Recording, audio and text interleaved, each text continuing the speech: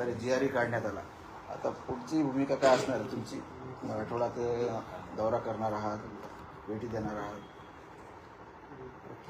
सध्या मराठवाड्याचा दौरा नाही आहे आणि पश्चिम महाराष्ट्राचा पण नाही आहे. कारण पण कसं आहे, थोडं तब्येत खराब असल्यामुळे आणखीन आलं फिरता येत.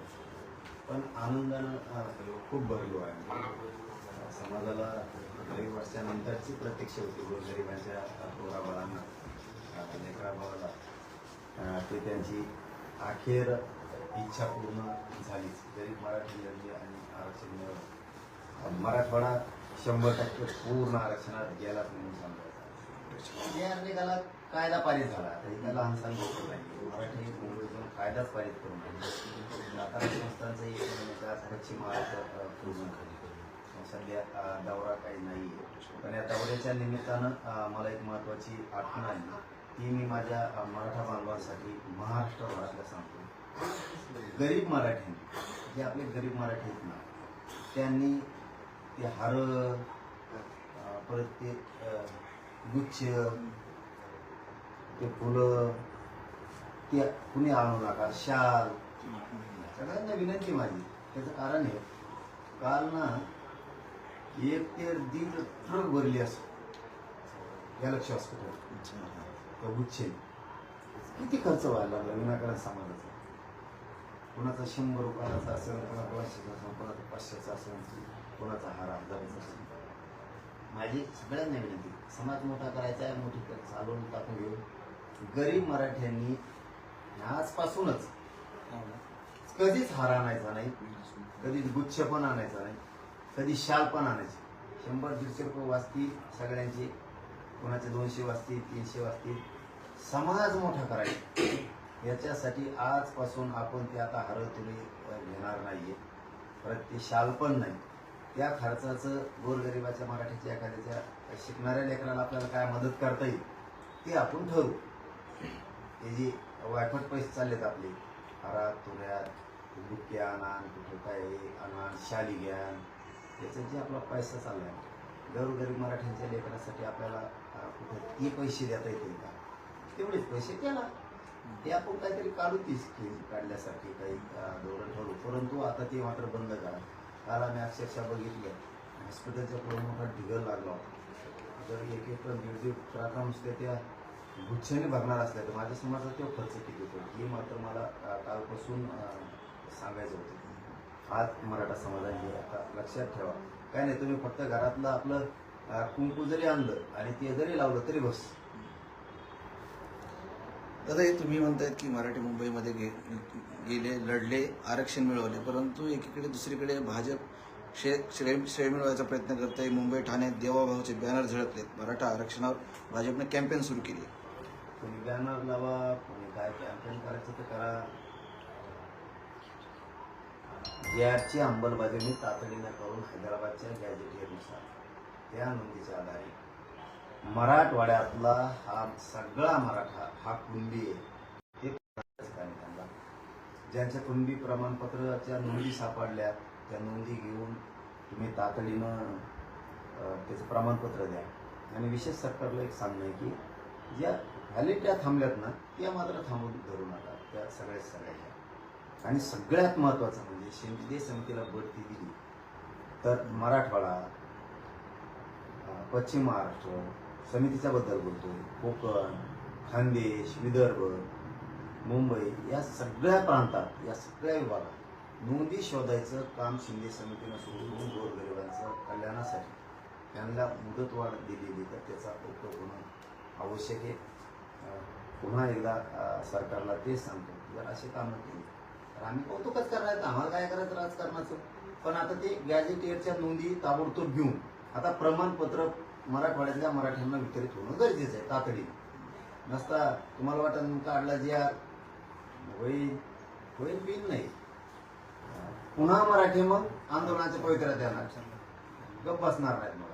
मग याच बॅनरवरती एकनाथ शिंदे यांनी देखील प्रतिक्रिया दिली की आम्ही स्त्रीवादाच्या लढाईतच नाही. नाही, माणूस तसं नाही. शिंदे साहेब म्हणजे मोकळा ढाकाळा माणूस, असं जे काय काम करणारा माणूस आहे, काम करतो का तो पण मोकळा ढाकाळा माणूस. कोर्टात कॅव्हेट या संदर्भात दाखल करण्यात आलेली आहे तुमच्या वतीने? नाही ते मला माहिती. मी काही करता काही दमच निघत नाही, काही होत नाही. जे आर ओके, टेन्शन नाही घ्यायचं. गुळगुळ करणाऱ्याला कळू द्यायची. तुमच्या लेकरा बाळाला गरीब मराठीच्या मी देतोय ना, जे आर ओके. आणि जरी काही असलं, कसला जे आर काढला तरी नंतर दुरुस्ती करावीच लागती. कोणाचा पण सांगतो तुम्हाला.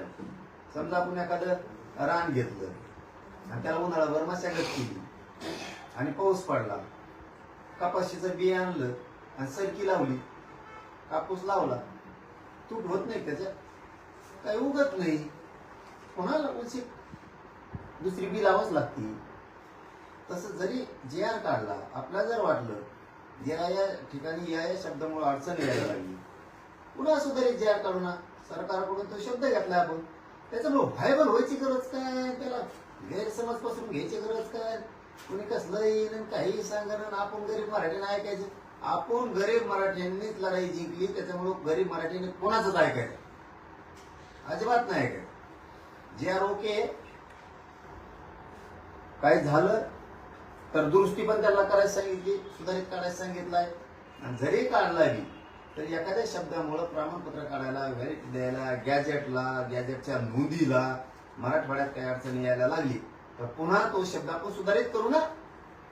सुरू तर होऊ द्या. त्याच्यामुळं मला एवढंच सांगणं माझं, गरीब मराठीने उगं फ्रेश राहायचं. त्यासले येते तर आपलं बरळत येत आणि आपण त्याच्यावर विश्वास ठेवायचा नाही. मग आपण वाटलं त्यांनी केलं. आपण आपल्या गरीबाने गरीबावर विश्वास ठेवायचा आणि चलत राहायचं. मराठवाड्यातला एक बी मराठा आरक्षणापासून वंचित राहत नाही. एक पण टेन्शन घ्यायचं नाही. 2 दिवस लेट, पण मराठवाड्यातला टोटल मराठा हैदराबाद गॅजेटियरनुसार सगळं आरक्षणात जाणार आहे.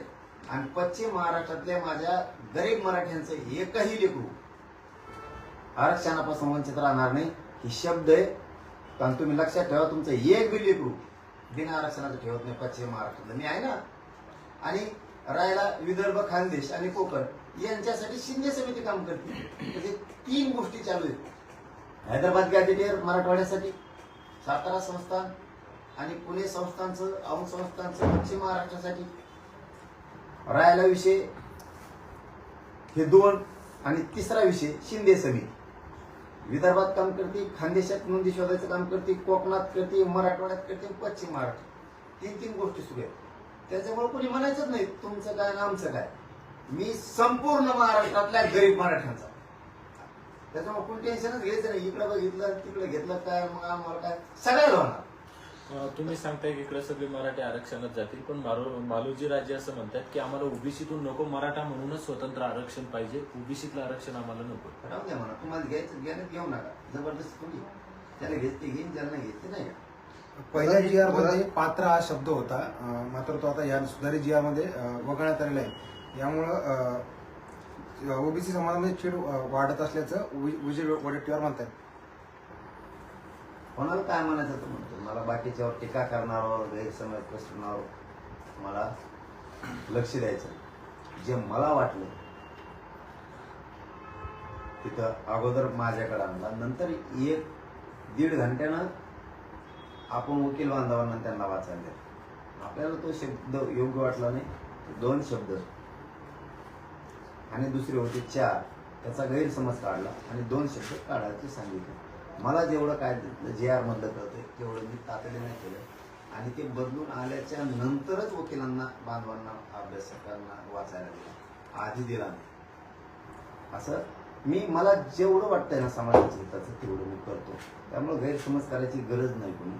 आणि जरी एखादा शब्द असला, काम सुरू झाल्याशिवाय लक्षात येत नाही. तुम्ही शेतात आऊत हाणायला गेल्याशिवाय लक्षात येत नाही तुमच्या. लय गवत हे जास्त वसन लागत आहे का कमी लागत आहे, एखादं काही मोडलंय का आवताचं, शिवळ मोडली का रुग्ण मोडलं, नंतर कळतं. ते रेकॉर्डला आपण नव्हतं ते आलो. मराठ्यांनी कायदा पारित केला तरी पण तो जे आर आपण दुरुस्त करायचा सांगून सुधारित करायचा सांगितलं. त्याच्यातून जे पुढं अडचणी येत असतात तर ते आपण दुरुस्ती करू. वडेट्टीवार म्हणतायत की मराठ्यांच्या मागण्यांसाठी काढलेला जी आर ओबीसी वर घाला घालणार आहे, काँग्रेसचे नेते म्हणतात. मग आम्ही कोणी ओबीसी नाही. कारण पात्र हा शब्द वगळल्यामुळे कारण की ते तो सरसकट पहिला लागू करण्यात आले पहिला जी आर काढला त्यामध्ये पात्र शब्द होता, मात्र तो पात्र शब्द वगळल्यानंतर हा सरसकट जी आर झालाय आणि हा जर जी आर काढला असेल तर तो ओबीसीसाठी अन्यायकारक आहे. मला वाटलं पात्र शब्द योग्य नाही, मी तातडीनं ते 2 मिनिटाचा खेळ असेल फक्त, वाचणं बघणं, खालचं वाचीलच नाही कोणा, वरच म्हणलं हे काय ते जमत 1-1.5 मिनिटाचा खेळ. पण त्या शब्दामुळे ओबीसी मध्ये अन्याय होतोय म्हणते. आम्ही ओबीसी घेत ना,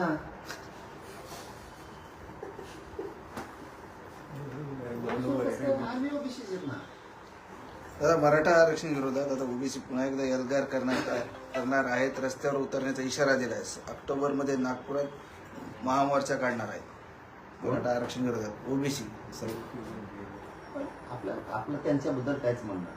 आमचं भांडण सरकारशी, आम्ही सरकारला म्हणतो तुम्ही कशासाठी भांडावं काय करावं ते तुमचं असेल. मला माझ्या समाजाला जे पाहिजे ते न्याय मिळेल, ठासून सांगतो ते. माझ्या समाजाला जे पाहिजे होतं ते न्याय मिळेल, माझ्या समाजाने मिळेल. आम्ही दोघंही विचारानं राहतो, गरीब मराठी. आम्हाला जे पाहिजे होतं ते आम्ही मिळवले.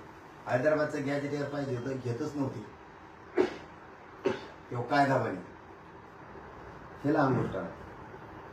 त्याचा जे आर काढला, 17 संस्थान घेतलं, 2 झाले, 58 लाख नोंदी झाल्या, 3 कोटी ते झाले. मला आणि माझ्या समाजाला जे पाहिजे ते मी केलं. त्याच्यामुळे मला दुसऱ्याच मोर्चावर बोलायचं नाही. मोर्चे करा, रास्ता रोको करा, पण एक मात्र माणुसकीच नात्याने सांगू शकतो, याच्या त्याच्या विरोधात, मराठीच्या विरोधात असं याच्या त्याच्या काढण्यापेक्षा तुमच्या जातीसाठी लढा, तुमची जात नव्हती. पण तुम्ही म्हणताय त्या ओबीसी मध्ये तुम्ही गेला तर तुम्ही त्यांच्यासाठी लढलं पाहिजे. आम्ही कोण नाही म्हणतो, ते आता आमच्याच विरोधात लढते. आम्ही कोण नाही म्हणत, म्हणून त्याला सांगणं आहे आपलं मानसिक त्या ना. तुम्ही किती विरोधात लढला तरी तुम्ही म्हणले त्या भेटून देणाऱ्यांना आपण भेटीलच. तुम्ही बदला, तुमच्या जातीसाठी लढा, कल्याण होईल तुमच्या जाती. दादा, मराठा समाज जसा एकत्र आणलाच तुम्ही, मग ही जे विरोध करतायत यांना पण एकत्र आणण्यासाठी पावलं उचलाल का, की चला बाबा एकत्रच लढूयात? कशात लढायची? ते जर विरोध करतायत तर त्यांना त्यांचा विरोध आता थांबवा. आरक्षणच मिळालं असतं, आता पुढे लढू. आता लढायला काय राहील? एके ठिकाणी गॅजेटियर 2 घेतले, हैदराबाद घेतलं, 17 घेतलं. पश्चिम महाराष्ट्रातले आमचे विदर्भातले भाऊ, खानदेशातले भाऊ पहिलेच आरक्षणातले. थोडेफार राहिले तर समिती, राहिला आता कोकण, तर आमच्या कोकणवासियांना विनंती, तुम्ही घ्या नका घेऊ, पण माझी विनंती आहे तुम्ही आरक्षण घ्या. इतकी बेकार परिस्थिती लेकरा बाळावर घेत होती ना, तर तुम्हाला डोक्याला हात लावून घ्यावा लागेल. त्यामुळं आरक्षण घ्या. मी तर महाराष्ट्रातल्या कानाकोपऱ्यातला एकही मराठी आरक्षण वाचून ठेवत नाही. आता 2 विभाग गेले, 100% खाली का. छगन जी भुजबळ आर यांनी काढला काल होता, त्या जी आरच्या नंतर विखे पाटील तुमच्याकडे आले होते. त्या दरम्यान तुम्ही सांगितलं होतं की अभ्यासकांशी बोलून अभ्यासक तुमच्याकडे पाठवणार आहे. जी आर मध्ये जे काही गैरसमज होते किंवा ज्या काही त्रुटी आहेत त्या दुरुस्त करायच्या, त्याच्या संदर्भात काय बोलणं झालं का? काय असतं, काही नाही राहत त्याचं. नाही, पण काही थोडाफार बदल आहे, तुम्ही त्या दिवशी बोलले होते. करायचं तर करा ना, माझं कुठं नाही. आणि त्यांनी सरकारनं शब्द दिला ना, सुधारित जे करू, काय अडचण नाही. ते तुमच्याकडनं काही सूचना पण दिल्या गेल्या मला होत्या त्याच्यात का? वाटतं की त्याच्यात काहीच आहे सुधारणा करण्यासाठी. आणि याच्या पुढचं सांग, उदाहरण म्हणून सांगायला खरं धरू नका, पण उदाहरण म्हणून सांगतो. तुम्हाला इथं आल्यावर काय अडचण येतात. समजा आता तुम्ही हॉस्पिटलला आला, तुम्ही लिफ्टच्या हिशोबाने आला, पण इथं आल्यावर लिफ्ट बंद असल्यावर पर्याय काय, पायऱ्या. तुम्ही कितीही चांगलं करा, ज्यावेळेस काम प्रत्यक्षात सुरू होतं त्यावेळेस काही तरी अडचण येतेच. त्यावेळेस पुन्हा शुद्धीपत्र किंवा सुधारित ज्या काढावाच लागतो, कारण या शब्दाच्या अडचणी आली. जसं की पाठीमागच्या काळात चंद्रकांत दादा पाटलांनी 24 पुरावे पहिले लागायचे पूर्वीसाठी किंवा व्हॅलिडिटीसाठी, तर नंतर ते 42 केले, कारण ते ऍडजस्ट व्हायना ना. तर मग 42 पैकी 5 येते. मग कसं पटापटा ऍडजस्ट झालं, लोकांजवळ त्या वस्तू कागदपत्र निघाली. तसं कसलाही ज्या काढला तरी पुढं चालू का व्हायना थोडाफार त्याचा पुन्हा बदल करावाच लागतो. आधी सुरू तर करा, दम तर धरा. आता समजा रान घेतलं, उन्हाळा, आता उन्हाळ्यात 4 महिने मशागत कर ना तर लगेच पेरायचे. ढेकळात पेरून काय करतो, पोच पडून दे जरा दम धर, दमच नाही. मग जे आर निघाला ना मग कुठे थांब ना जरा. त्यांचं काय ऐकतो, आपण गरीब मराठी, आपण आपल्यासाठी लढतो. आता उन्हाळा आहे, रान ताब्यात आला, आता आपण रस्ट्री झाली, आता ताण नाही, आता आहो धान ज्येष्ठपैकी त्याच्या रस्ट्री झाली, आता जे आर निघाला म्हणजे रस्ट्री झाली, आता टेन्शन नाही राहिलं. देशात कोणाचा बाप तो वावर आडू शकत नाही. आता रस्ट्री झाली म्हणजे कोणाचाच बाप झाली ना, मग आता दमानी उन्हाळा आहे सध्या, आता टेस्ट आवता हाणावं, ढेकळं जिरून द्यावा, सगळे पाऊस पडलं मग पीक लावता येईल. लगेच लावायचं ढेकळा, आता उन्हात मग नाही जळून जायचं सगळं. असं चतुर्बुद्धीनं मराठीत चला, तुमच्या लेकरा बाळाचं मी कल्याण करतो. छगन भुजबळ यांनी काल गणरायाला साकडं घातलं की ओबीसी आरक्षणात घुसखोरी करणाऱ्यांना सद्बुद्धी द्या म्हणून. तेच म्हणणं आहे आमचं. ओबीसी आरक्षणात घुसखोरी करणाऱ्यांना गणेश बाप्पा बाहेर काढा. 16% आरक्षणात गेलेले, 1994ला गेलेले बाहेर काढा. आमचं जर चॅलेंज होत असलं तर 1994चा JR म्हणून जरांगी चॅलेंज करा. हाय ठासून सांगतो, मला सांगायचं नव्हतं पण सांग. आमचा हक्काच्या नोंदी असून जर आमचं तुम्ही कोर्टात जाता तर 94ला तुम्ही आमचं 16% आरक्षण त्याचा JR काढलेला तो सुद्धा मान्य न्यायालयातून आम्ही रद्दच करायला लावलो. आमच्या नोंदी असून होतो म्हणलं, तुमच्या बिना नोंदीचा का 16% तुम्ही JR काढलं, कशाच्या आधारावर काढलं, ते कोणाचं आरक्षण आहे, आमचं हे दे. सगळ्या प्रक्रिया होणार, तुम्ही आमच्या लेकराच्या वाईटावर सगळ्या गोष्टी होणार. फक्त मी शांत यासाठी होतो, मला दमादमाने शांत राहून गेम करून मला मराठी आरक्षणात घालायची होती. मी 58 लाखातून 3 कोटी घातले, पुन्हा फोडलो, शांत राहिलो, गॅजेटियर घेतलं, पुन्हा शांत राहिलो. आता हे 17 संस्थांचं घेतलं, आता मोकळा झालो. तुम्ही काय दादा. साकडं घातलं बाप्पा? कोणत्या बाप्पा? गणपती बाप्पा झाला. हा, मुकणे भरपूर दिलं देवाने, भरपूर दिलं. माझ्या गोरगरिबाच्या लेकराला भरपूर दिलं. मला काय मागायची गरज नाही राहिली. मी आनंदी, खुशी आहे, महासमाज खुशी आहे. न होणारी गोष्ट घडली. ज्यांना कळतंय, तुम्ही पत्रकार हुशार आहे, तुम्ही इतके दिवस हे राबता म्हणजे काय सोपे नाही. तुम्हाला JR काय गॅजेट काय सगळं कळतं. ही सोपी गोष्ट नव्हती, हेही तुम्हाला सगळ्याला कळतं. त्यामुळे सगळं मिळालं. उद्या आता सुट्टी घेणार, उद्या 12 वाजता अंतरवाडीत दर्शन घेणार सगळ्या ग्रामदेवताचं गावाचं. दुपारी 12 वाजता ती गावात गेल्याच्या नंतर 4 वाजता नारायणगडावर जाऊन दर्शन घेणार मस्तपैकी. मग घरी येणार.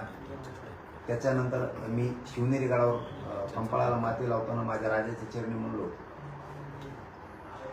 JR निघाले, माझ्या समाजाच्या पदरात यश पडलं तर मी गडाच्या पुन्हा दर्शनाला शिवनेरी विचार जाणार. करतोय. शिवनेरी पुन्हा दर्शनाला जाणार आहे.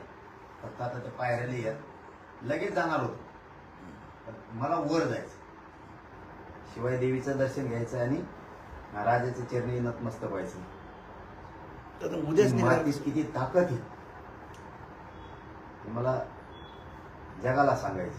शिवनेरी मातीत उद्या जायचं जाणार आहे की त्याच्यानंतर जाणार? नाही, चालायला यायला लागलं, कारण मला शिवनेरी डायरेक्ट वर उद्या नारायणगड उद्या. हा, नारायणगड फक्त उद्या आहे. कारण लगेच जाणार होतो, सुट्टी झाली की शिवनेरी, पण मला पायथ्याला थांबायला, मला पायथ्याला नाही थांबायचं. राजाच्या चरणी नतमस्तक होऊन पुन्हा कपाळाला माती लावायचं. भरभरून राजाने यश दिलंय, भरभरून. आणि शिवाय देवीचं दर्शन घ्यायचं, पण मला वर तर जाता आलं पाहिजे. त्यामुळे थोडं पुढे आता दिवस राहिले बघा, थोडं आता लईच अवघड या आंदोलन समाजाचं मोठं सुरू होतं. आणि दसरा मेळाव्याचा नारायणगडावर गेल्या वर्षी घेतला, पण आता एवढी मोठी तयारी होईल, अवघड आहे, म्हणजे लय अवघड आहे. कसं होईल माहीत नाही, पण मला वाटतं छोट्या खाली जसं असेल तसं निवेदित नाही, काय नाही. निवेदित परंपरेनं करायचं म्हणलं समजा ती तयारी आता किती राहिली, 1 महिना राहिला. तसं शक्यच नाही. पहिले 3 महिने आम्ही झुंजत होतो, तयारी करत होतो. पुढे टँकर ग्राउंड साफ करणं, काट्या साफ करणं, तिला चिखल साफ करणं, मूळ बांधून टाकणं, साऊंड सिस्टीम महिनाभर आधी बांधणं सुरू होतं. जनरेटर आणणं, जेवायचं साहित्य लोकांचं, खायचं प्यायचं साहित्य, पार्किंगच्या ते मैदान नीट करणं. आणि आता आमच्या फक्त 1 महिना, त्याच्यामुळं दसरा मेळाव्याचं अवघड आहे.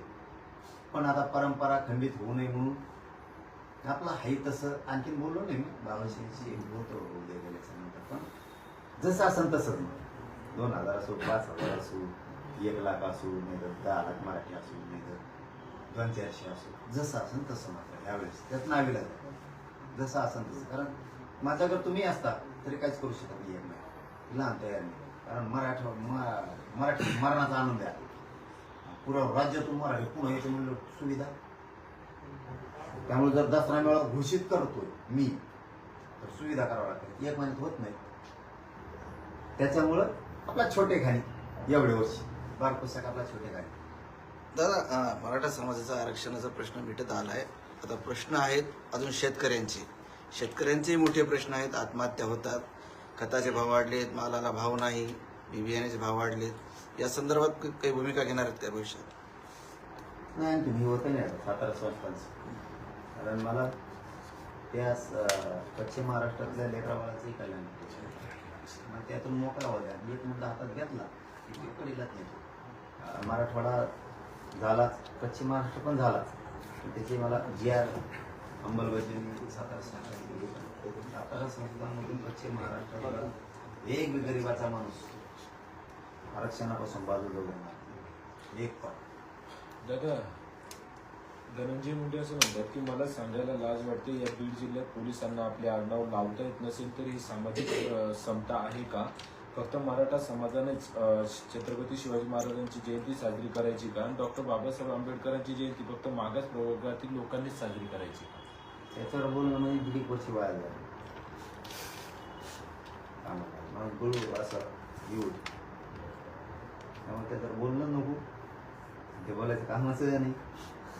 ते पण हे आडनाव न लावण्याचे म्हणजे याला जबाबदार कोण आहे त्याला? कारण की त्यांनी सांगितलं कोणी, त्यांनीच सांगितलं कोणी नामुष्की ओढली, त्यांनीच सांगितलं. पण मी त्याच्यावर बोलतच नाही, त्याच्यावर बोलणार नाही. आम्हाला देणं घेणं नाही. आड आलं ना मग सुटते ना, तुपलं तिकडे राजकारण कर, मजा कर. मराठ्याला फक्त त्रास द्यायचा नाही.